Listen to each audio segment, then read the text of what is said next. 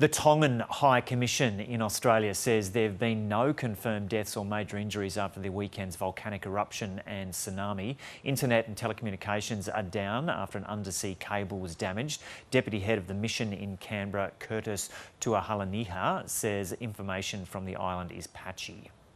The situation in Tonga is not stable yet. We have limited access to information and we don't have a direct communication to Tonga at the moment, but we receive information through the Department of Foreign Affairs and Trade. And according to what we have, it's minimal damages and no death yet. So no death that has been reported, and we hope that it will continue on to be in that direction. So the whole of Tonga, there's no communication going out internationally because of all communication have been down at the moment internationally from Tonga. But the information we receive is through the satellite communication between the Department of Foreign Affairs and the High Commissioner of Australia in Tonga. So what we know that the local communication, it's been in place as we speak. So people can call to each other locally in Tonga, but international communication is still down.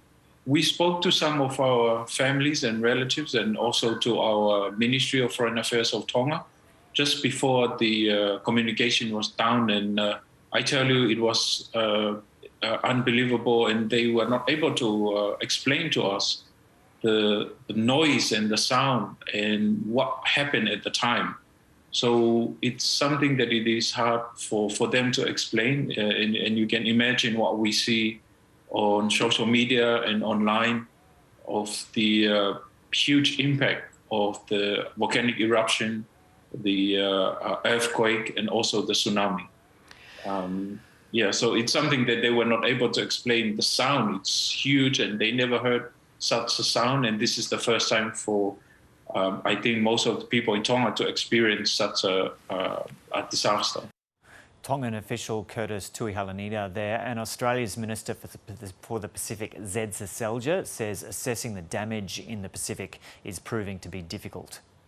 Well, in terms of the damage, we are getting some more assessments on the ground overnight. The AFP reports from the Western Beaches region that there was some significant property damage in that area, and including roads and houses as well. So there are some concerning reports of property damage. At this stage, fortunately, we have no reports of any sort of mass casualties, which is obviously very good news. But there is still very limited, if any, information coming from the outer islands, and so that will be the focus in the coming hours. So you referenced the fact that the P8 surveillance flight from Australia had been delayed. I anticipate that will now be taking off at 8 a.m. Australian time, so we hope that will be in the air very soon. There is also a P3 Orion flight from New Zealand, which is in the air at the moment. So between those two aircraft, we hope that in the next several hours we'll have a much better assessment of the damage in those outer islands where communications continue to be cut off.